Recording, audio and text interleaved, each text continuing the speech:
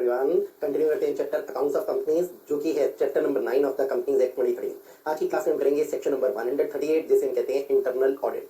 अब कुछ ऑडिट्स का अगर हम कंपैरिजन करते हैं जो कि हमें दिए गए हैं इन कंपनीज एक्ट, हमने पढ़ना तो ओनली एक सेक्शन 138 पर जस्ट इसका छोटा सा कंपैरिजन करते हैं। 138 पे हम पढ़ते हैं इंटरनल ऑडिट। इसके अलावा और कौन कौन से ऑडिट्स हैं जो कि कंपनीज एक्ट में कवर होते हैं, तो मैं ओनली कंपनी एक्ट की बात करूंगा। कंपनी एक्ट में इंटरनल ऑडिट हो गया सेक्शन 138। सेक्शन नंबर 139 से लेकर अगर हम देखते हैं सेक्शन नंबर 147 तक, तो इसमें कवर होता है कंपनी ऑडिट। आप इसे और भी बोल देते हो, आप इसे सिंपली नाम ऑडिट भी दे देते हो, कंपनी ऑडिट बोल दीजिए चाहे ऑडिट बोल दीजिए, एक ही बात है। इसे बोलने वाले लोग फाइनेंशियल ऑडिट बोल देते हैं। अगली बात, आप इसे बोलने को बोल सकते हो स्टैट्यूटरी ऑडिट भी। सो स्टैट्यूटरी ऑडिट, जो कि बहुत डिटेल प्रोविजंस हैं, 139 से लेकर 147 तक ये प्रोविजंस चलते हैं। इसके बाद आ जाता है हमारे पास एक सेक्शन नंबर 148, जिसमें हम बात पढ़ते हैं कॉस्ट रिकॉर्ड्स की भी, कॉस्ट ऑडिट की भी। यहाँ ओनली ऑडिट की बात कर रहे हैं तो कॉस्ट ऑडिट। देन एक हमारे पास आ जाता है सेक्शन 204, जिसमें हम बात करते हैं सेक्रेटेरियल ऑडिट की। अब मैंने आप लोगों को ओनली यहाँ पर एक बात बतानी थी कि ये सेक्शंस हैं जिनमें कि हम ऑडिट की बातें पढ़ते हैं अंडर कंपनीज एक्ट 2023, पर हम कोई कंपैरिजन नहीं कर रहे, ना तो ऐसा कोई कंपैरिजन आपको एग्जाम में पूछा जाएगा। और अगर आप कुछ कंपैरिजन करना चाहें तो खुद से बना सकते हैं, अगर ये सेक्शंस पढ़े हुए हैं, याद किए हुए हैं, रिवाइज किए हुए हैं। हम आज पढ़ेंगे सेक्रेटरियल नहीं, इंटरनल ऑडिट का कंसेप्ट पढ़ेंगे सेक्शन नंबर 138 में। अब एक सिचुएशन में रखता हूँ, इस सिचुएशन को देखते हैं।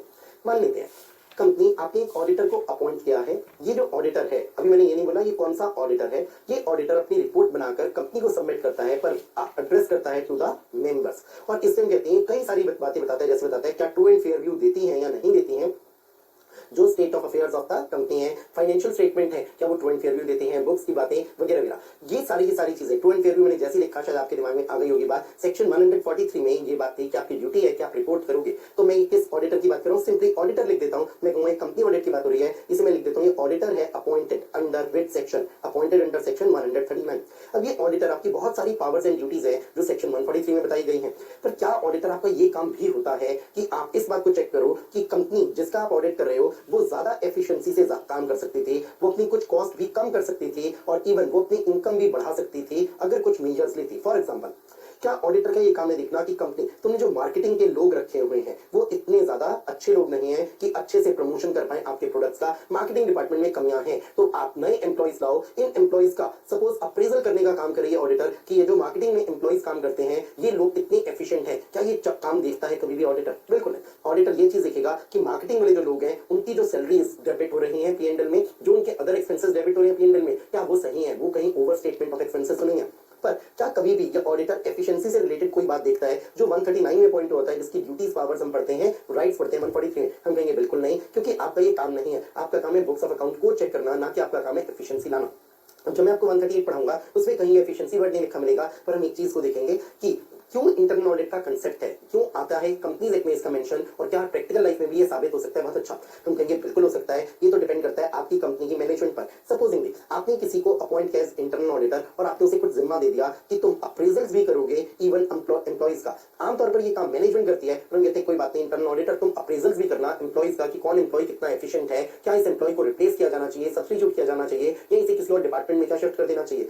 कंपनी कोटेशंस मंगवाए तो हो सकता है जो रॉ मटेरियल खरीदती है उस रॉ मटेरियल की जो कॉस्ट है उससे कम कॉस्ट में इसे मिल सकता है। ये भी पॉसिबल है कि कई बार देखा जाता है कि कुछ गुड्स हैं जो कि गुड्स रॉ मटेरियल, चलिए रॉ मटेरियल का एग्जांपल ले लेता हूं। रॉ मटेरियल आप मंगवाते हो, रॉ मटेरियल आपने एक्सेस क्वांटिटी में ऑर्डर कर दिया था, ये आप कम क्वांटिटी ऑर्डर करते, आपका पैसा ब्लॉक नहीं होता। क्या ऐसी चीजें कभी देखता था ऑडिटर अपॉइंटेड अंडर सेक्शन 139? हम कहेंगे बिल्कुल नहीं। तो ये काम कौन देख सकता है? इंटरनल ऑडिटर को आप ऐसे सारे काम दे सकते हो। तो क्या इंटरनल ऑडिटर का जो स्कोप है, जो फंक्शंस है, वो लॉ डिफाइन करता है या लॉ डिफाइन नहीं करता? हम कहेंगे जो तुम्हारा स्कोप है, जो तुम्हारे फंक्शंस है, तुम किन किन एक्टिविटीज को देखोगे, ये सारी चीजें आप डिसाइड करोगे। कंपनी मतलब मैनेजमेंट, और मैनेजमेंट का मतलब अगर ऑडिट कमेटी बनी है तो ऑडिट कमेटी और इंटरनल ऑडिटर आप दो लोग मिलो और मिलकर डिस्कशन करके इस बात को देखो कि क्या क्या चीजें इंटरनल ऑडिट में इंक्लूड होनी चाहिए, इंटरनल ऑडिट का स्कोप क्या होना चाहिए, क्या क्या फंक्शंस करने होंगे इस इंटरनल ऑडिटर को। और अगर मान लेते हैं ऑडिट कमेटी नहीं है तब ये सारी डिस्कशन किसके साथ हो जानी चाहिए? हम कहेंगे तब बोर्ड के साथ हो जानी चाहिए। तो जो इंटरनल ऑडिटर है आप डिस्कशंस करते हो विद द ऑडिट कमेटी, या इंटरनल ऑडिटर आप डिस्कशंस करते हो बोर्ड के साथ, और उसके बाद डिसाइड होता है कि क्या होगा स्कोप ऑफ इंटरनल ऑडिट, क्या होंगे फंक्शंस ऑफ इंटरनल ऑडिटर, वो किन किन एक्टिविटीज को देखेगा, वो किन किन फंक्शंस ऑफ कंपनी को देखेगा। तो उसका स्कोप हम कहेंगे लॉ डिफाइन नहीं करता, वो डिफाइन करती है कंपनी, और कंपनी में यहाँ पर बोर्ड या फिर ऑडिट कमेटी। जब हम बात करते हैं इंटरनल ऑडिटर की, अब इसमें शॉर्ट में लिख देता हूँ I.A. इंटरनल ऑडिटर है। इंटरनल ऑडिटर है तो क्या इसके लिए भी लॉ इतना स्ट्रिक्ट होगा जैसे स्ट्रिक्ट होता है फॉर कंपनी ऑडिटर? उसके लिए कंपनी ऑडिटर के लिए सेक्शन 141 है, जो हम बोलते हैं जो क्वालिफाइड व्यक्ति है वो ही ऑडिट करेगा और जो डिस्क्वालिफाइड है वो ऑडिट नहीं करेगा। ऐसी बातें 141 में पढ़ते हैं। क्वालिफिकेशंस भी दी है 141 में, डिस्क्वालिफिकेशंस भी दी है ऑडिटर की, दैट मींस कंपनी ऑडिटर की। क्या इंटरनल ऑडिटर पर भी ऐसी कोई क्वालिफिकेशंस डिस्क्वालिफिकेशंस हम अप्लाई करें? हमने कहा बिल्कुल नहीं। फॉर एग्जांपल यहाँ क्वालिफिकेशंस में बोलते थे कौन व्यक्ति क्वालिफाइड है ऑडिट करने के लिए? सीए है। यहाँ हम कहेंगे इंटरनल ऑडिट में कौन व्यक्ति इंटरनल ऑडिटर बन सकता है? सीए हो वो भी बन सकता है, सपोज वो सीएस है क्या वो भी बन सकता है? मैं कहूंगा बिल्कुल। कोई सीएमए है जिसका बोल देते हैं कॉस्ट अकाउंटेंट है या कॉस्ट एंड मैनेजमेंट अकाउंटेंट है, क्या वो भी बन सकता है? मैं कहूंगा बिल्कुल। मान लेते हैं कोई एडवोकेट है, क्या वो भी बन सकता है? हम कहेंगे बिल्कुल, इसको भी हो सकता है, अच्छा एक्सपीरियंस हो, ये भी इंटरनल ऑडिट अच्छे से कर ले। लॉ मेकर्स ने लिखा कोई भी प्रोफेशनल है वो प्रोफेशनल को अपॉइंट किया जा सकता है एज इंटरनल ऑडिटर। और अपॉइंटमेंट कौन करेगा? अपॉइंटमेंट बोर्ड आप कर देना। सो बोर्ड अपॉइंट कर सकता है किसी भी प्रोफेशनल को। मैं कहूंगा इतने सारे वर्ड्स पढ़ने के बजाय अगर मैं एक वर्ड को ध्यान में रखूं प्रोफेशनल, तो उससे पूरा कंसेप्ट हो जाएगा। अब चीज आती है जो हम बात करते थे कंपनी ऑडिटर की। कंपनी ऑडिटर को मैं क्या करता हूँ, यहाँ राइट साइड में लिख रहा हूँ, जो अभी हम नहीं पढ़ रहे, छोटा मोटा कंपैरिजन कर रहे हैं। मैंने ब्लू कलर से लिख दिया कंपनी ऑडिटर, जो भाई हमारा पढ़ने वाला टॉपिक नहीं है, ये तो ऑडिट एंड ऑडिटर्स चैप्टर में पढ़ने वाली चीजें हैं। अब जो कंपनी ऑडिटर होता है उसकी अपॉइंटमेंट आमतौर पर कौन करते हैं? वो करते हैं मेंबर्स। अगर आमतौर पर आप देखें एजीएम में अपॉइंटमेंट होती है और वो अपॉइंटमेंट मेंबर्स करते हैं। कभी कभी बोर्ड भी अपॉइंटमेंट करता है, फॉर एग्जाम्पल फर्स्ट ऑडिटर की अपॉइंटमेंट बोर्ड करता है, या कैजुअल वैकेंसी होती है तो बोर्ड अपॉइंट करता है, पर जनरली बोर्ड नहीं करता, जनरली तो मेंबर्स करते हैं। इंटरनल ऑडिटर के लिए हम कहेंगे अपॉइंटमेंट कौन करना? बोर्ड आप अपॉइंट करना। क्योंकि जो एक कंसेप्ट होता था कंपनी ऑडिटर के लिए इंडिपेंडेंस का, क्या ऐसा कोई कंसेप्ट होगा in case of internal auditor कि हम चेक करें कि इंटरनल ऑडिटर का इंडिपेंडेंट होना जरूरी है? मैं कहूंगा बिल्कुल नहीं। यहां पर हम ऐसी कोई बात को चेक ही नहीं करेंगे कि तुम्हारी कोई इंडिपेंडेंस होनी चाहिए। रीजन नहीं, इंटरनल ऑडिटर तुम अपनी रिपोर्ट बनाते हो तो तुम अपनी रिपोर्ट बनाकर किसे देते हो? तुम अपनी रिपोर्ट बनाकर बोर्ड को देते हो। बोर्ड इसके लिए देखता है कि हम क्या क्या इंप्रूवमेंट कर सकते हैं अपने मैनेजमेंट में, बिजनेस कैसे अच्छे से कैरी ऑन कर सकते हैं। जबकि अगर देखा जाए जो कंपनी ऑडिटर होता था वो अपनी रिपोर्ट एड्रेस करता था मेंबर्स को, वो मेंबर्स को बताता था कि मेंबर्स आपने जो कंपनी में पैसा लगाया हुआ है वो पैसे को मैनेज करने वाले बोर्ड ऑफ डायरेक्टर्स ने कैसे मैनेज किया है इस पैसे को, इस कंपनी के बिजनेस को। तो बहुत जमीन आसमान का फर्क था वो वो कंपनी ऑडिटर में और इस इंटरनल ऑडिटर में। अब अगर आप देखें जो कंपनी ऑडिटर होता था, क्या कोई ऐसा व्यक्ति बन सकता था कंपनी ऑडिटर जो कंपनी का एम्प्लॉय हो, चाहे वो सीए भी हो, क्या वो बन सकता था? बिल्कुल नहीं। एम्प्लॉय है तो डिस्क्वालिफाइड होता था। अगर कोई बॉडी कॉर्पोरेट होती थी, क्या वो बॉडी कॉर्पोरेट बन सकती थी इंटरनल ऑडिटर? बिल्कुल नहीं, ये भी होती थी डिस्क्वालिफाइड। अब सोचते हैं इंटरनल ऑडिट में अगर हम बात करें, अगर आप इंटरनल ऑडिटर अपॉइंट करना चाहते हो अपने ही किसी एम्प्लॉय को, क्या कंपनी आप अपॉइंट कर सकते हो? मैं कहूंगा बिल्कुल, एम्प्लॉय भी इंटरनल ऑडिटर बन सकता है। कोई इंडिविजुअल है वो भी बन सकता है इंटरनल ऑडिटर। कोई फर्म बनना चाहती है बन सकती है। क्या बॉडी कॉर्पोरेट को भी अपॉइंट किया जा सकता है एज इंटरनल ऑडिटर? हम कहेंगे बिल्कुल, किसी को भी आप इंटरनल ऑडिटर अपॉइंट कर सकते हो। रीजन, यहाँ पर कोई लॉजिक नहीं है हमारा इंडिपेंडेंस का, जबकि कंपनी ऑडिटर के लिए ऐसे लॉजिक से हमारे इंडिपेंडेंस के। इसी लॉ मेकर्स ने सेक्शन 141 बनाया था और काफी स्ट्रिक्ट सेक्शन था जिसमें कहा था एम्प्लॉय कभी नहीं बनेगा कंपनी ऑडिटर, बॉडी कॉर्पोरेट नहीं बनेगी कंपनी ऑडिटर। पर इंटरनल ऑडिटर बन सकती है ये बॉडी कॉर्पोरेट भी, इंटरनल ऑडिटर बन सकता है एम्प्लॉय भी। अब हम एक चीज बोलते हैं, आप सपोज कंपनी ऑडिटर की बात करते हैं, आप सीए हो लेकिन आप सीए इन प्रैक्टिस नहीं हो, तो क्या आप ऑडिट कर पाते हो? Answer is no. आपका सीए इन प्रैक्टिस होना जरूरी है, सीओपी होगा तभी आप कंपनी ऑडिटर बन पाओगे। क्या यहाँ पर भी हम कहें इंटरनल ऑडिटर वही व्यक्ति बन पाएगा जो कि सीए है तो सीए इन प्रैक्टिस हो? मैं कहूंगा वैसे पहली बात तो अगर आप सीए नहीं हो, सपोज कॉस्ट अकाउंटेंट हो, सपोज एडवोकेट हो, तो भी अपॉइंट हो सकते हो। तो चाहे आप सीए इन प्रैक्टिस हो, चाहे आप सीए हो no but not in practice, क्या आप तब भी बन सकते हो internal auditor? Yes. For example आप किसी कंपनी के एम्प्लॉय हो तो आप प्रैक्टिस में नहीं हो, आप उसी कंपनी का ऑडिट भी करना चाहो कर सकते हो। सेम बात हम बोलेंगे अगर आप कॉस्ट अकाउंटेंट हो, कॉस्ट अकाउंटेंट को मैं शॉर्ट में या तो बोल देता हूं सीएमए या फिर सीए ही बोल देता हूं। क्या ये व्यक्ति भी अपॉइंट हो सकता है अगर ये इन प्रैक्टिस ना हो? मैं कहूंगा बिल्कुल, इन प्रैक्टिस होगा तो भी अपॉइंट हो सकता है, इन प्रैक्टिस नहीं होगा तो भी अपॉइंट हो सकता है। सो हमने मेन कंसेप्ट जो अभी तक सीखा वो ये सीखा, इंटरनल ऑडिटर के लिए लॉ स्ट्रिक्ट नहीं होगा जितना ज्यादा स्ट्रिक्ट होता था कंपनी ऑडिटर के लिए, क्योंकि इंडिपेंडेंस का कोई कंसेप्ट नहीं होना चाहिए in with respect to internal auditor. अब आती है चीज, क्या लॉ मेकर से इंटरनल ऑडिट का कंसेप्ट रखा है मैंडेटरी या फिर रखा है ऑप्शन? लॉ मेकर से सोचा अगर हमने ऑप्शन रखा तो शायद कोई भी कंपनी इंटरनल ऑडिटर अपॉइंट ना करे, तो इसे रखते हैं मैंडेटरी। पर क्या मैंडेटरी है तो सारी कंपनीज के लिए? हम कहेंगे नहीं, यहाँ की मेहनत होगी। हम देखेंगे अगर आप पब्लिक कंपनी हो तो आपके लिए इंटरनल ऑडिट करवाना मैंडेटरी होगा। अगर आप इन 4 में से किसी भी केस में आ गए तो आपको 4 केसेस पढ़ने को मिलेंगे। आप प्राइवेट कंपनी हो तो भी आपके ऊपर हम कहेंगे इंटरनल ऑडिट करवाना, ये सेक्शन 138 मैंडेटरी हो जाएगा। पर प्राइवेट कंपनी में ओनली 2 पॉइंट्स पढ़ेंगे। एक चीज हम और पढ़ेंगे, अगर आप कंपनी हो लिस्टेड कंपनी तो आपके लिए इंटरनल ऑडिट करवाना पक्का मैंडेटरी है, हमें कोई पॉइंट नहीं पढ़ना। तो मैं कह सकता हूं कैटेगरीज कंपनीज कैसे बना सकते हैं, सपोज एबीसी। लिस्टेड कंपनी के ऊपर पक्का अप्लाई होगा, पब्लिक कंपनी के ऊपर तभी अप्लाई होगा जब ये पब्लिक कंपनी इन 4 में से कहीं पर फॉल करेगी। प्राइवेट कंपनी के लिए केवल तभी एप्लीकेबल होगा इंटरनल ऑडिट का सेक्शन 138 जब प्राइवेट कंपनी 1 या 2 में कवर होगी। अब आती बात पब्लिक कंपनी में लिखा, इसमें कंफ्यूजन ना हो, सर पब्लिक कंपनी तो वो भी हो सकती है जो लिस्टेड कंपनी है, मैं कहूंगा बिल्कुल। तो यहाँ पर एक वर्ड ले लेते हैं, हम इसे बोल देंगे अनलिस्टेड पब्लिक कंपनी। तो आप unlisted public company point B में होगी, तब इंटरनल ऑडिट आपके ऊपर अप्लाई होगा। जो आप इस 1 2 3 4 में से किसी एक पॉइंट को भी पूरा कर दो, एक कंडीशन को पूरा कर दो, तब आपके लिए इंटरनल ऑडिट करवाना होगा मैंडेटरी। सो ये हो गई बात, इंटरनल ऑडिट है तो सेक्शन 138 में मैंडेटरी, पर कुछ क्लासेस ऑफ कंपनीज बताई गई हैं जिनके ऊपर ये सेक्शन अप्लाई होता है। एक क्लास हो गई लिस्टेड कंपनी, आपको कुछ नहीं चेक करना, लिस्टेड कंपनी हमेशा एप्लीकेबल। अनलिस्टेड पब्लिक कंपनी के लिए 4 में से एक पॉइंट पूरा हुआ तो एप्लीकेबल हो जाएगा 138। प्राइवेट कंपनी के लिए 2 में से कोई एक बात भी पूरी हो गई तो एप्लीकेबल हो जाएगा ये सेक्शन नंबर 138। चलिए अब इसे पढ़ना शुरू करते हैं।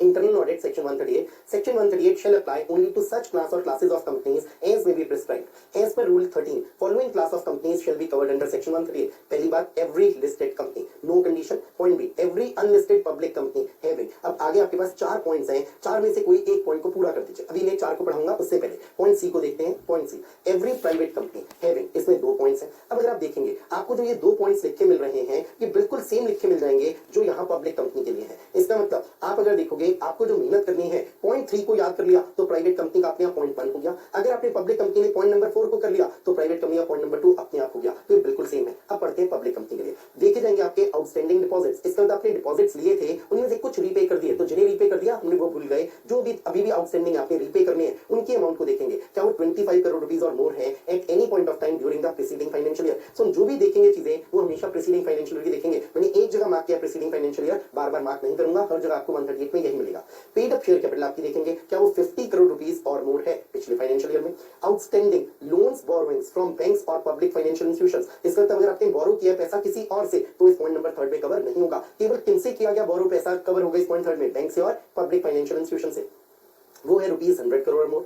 इसके बाद टर्नओवर को देखेंगे, क्या वो है 200 करोड़ और मोर during the preceding financial year. अगर आप एक फिगर को याद कर लो 25 करोड़, अब डबल करते जाओ, 50 करोड़ डबल हो गया, फिर 100 करोड़ डबल हो गया, फिर 200 करोड़ डबल हो गया, तो लिमिट तो याद हो जाएंगी। बस एक दिक्कत की बात है, 25 करोड़ किस चीज की है, डिपॉजिट्स की है। अब आपको 50 करोड़ के लिए याद रखना है पेड अप शेयर कैपिटल की है, 100 करोड़ के लिए याद रखोगे बोरोइंग्स के लिए है, और फिर 200 करोड़ के लिए याद रखोगे टर्नओवर के लिए। तो मे बी अगर आप इंक्रीजिंग ऑर्डर में डबल डबल करते जाओ, 25 करोड़ याद रख लिया, डबल करते जाओ 50, फिर डबल कर दिया 100, फिर कर दिया 200 हो गया। अब ये आपको याद रखना है। सबसे पहले क्या आ रहा है डी, उसके बाद आ रहा है paid up share capital. Acronym, कोई एक्रोनिम बनाना चाहते हो बना लो, तो डी डिपॉजिट्स, पी से हो गया पेड अप शेयर कैपिटल, उसके बाद बोरोइंग्स हो गया बी, और उसके बाद टी हो गया टर्नओवर के लिए। तो डी पी बी टी। अब कोई ना कोई तरीका तो होना चाहिए रट्टा लगाने का, क्योंकि अगर आपने ऐसा कोई तरीका निकाल लिया तो कंपैरेटिवली आसान हो जाएगा। बस दिक्कत कभी होती है एग्जाम में ये तो याद रह जाए, suppose D P B T पर ध्यान ना आए तो दिक्कत होती है। पर आप बहुत ज्यादा एक्रोनिम्स अगर नहीं बनाते, बहुत सिलेक्टेड बनाते हो, तो ये दिक्कत कम हो जाती है। पर हर सेक्शन में हर पॉइंट के लिए आप बनाने लग जाओ, कहीं डीपीबीटी, कहीं पीटीबी, कहीं डीएटी और पीएटी वगैरह वगैरह, तब दिक्कत में आ जाओगे, क्योंकि तब इतने सारे एक्रोनिम्स याद नहीं रहेंगे। ये तो शायद 4 आसानी से याद रह सकते हैं।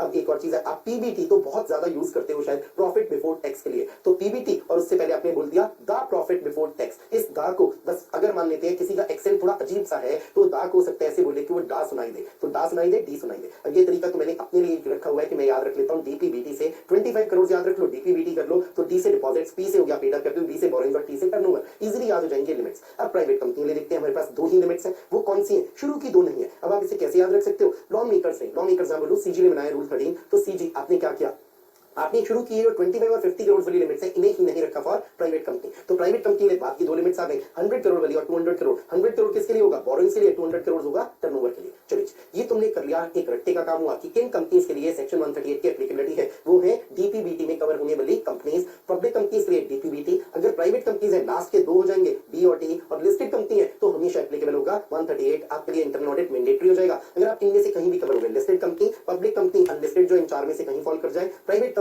इन 2 में कहीं फॉल कर जाए। अब आते हैं legal requirements. Every company to which section 138 is applicable shall appoint an internal auditor. ये तो हमने बात कर ली थी जब मैंने आपको बोला था मैंडेटरी है, तो इस शैल से मालूम चल रहा है। Internal auditor shall conduct the internal audit of the functions and activities of the company. कौन-कौन से फंक्शंस और एक्टिविटीज का वो इंटरनल ऑडिट करेगा, ये तो मैनेजमेंट डिसाइड करेगी। दैट मींस या तो ऑडिट कमेटी या फिर बोर्ड ऑफ डायरेक्टर्स। और डिस्कशन किसके साथ करना, जिस समय ये फंक्शंस एक्टिविटीज स्कोप डिसाइड कर रहे हो। स्कोप का मतलब क्या-क्या काम कवर होगा इंटरनल ऑडिट में, क्या चीजें कवर नहीं होंगी, तो ये डिस्कशन करना इंटरनल ऑडिटर के साथ, फिर डिसाइड करना बोर्ड आप या फिर डिसाइड करना आप ऑडिट कमेटी। इंटरनल ऑडिटर कौन होगा, चार्टर्ड अकाउंटेंट होगा, कॉस्ट अकाउंटेंट होगा, कोई अदर प्रोफेशनल भी हो सकता है। क्या आप इस अदर प्रोफेशनल में हम कवर कर सकते हैं, क्या आप कंपनी सेक्रेटरी हो तो आप इंटरनल ऑडिटर बन सकते हो, लिखूंगा बिल्कुल। क्या इवन एडवोकेट को भी बोला जाएगा आप एक प्रोफेशनल हो, तो हम कहेंगे बिल्कुल। इट मींस बोर्ड आप जिसे भी डिसाइड करना चाहो, अपॉइंट करना चाहो, जिस भी प्रोफेशनल को अपॉइंट कर सकते हो।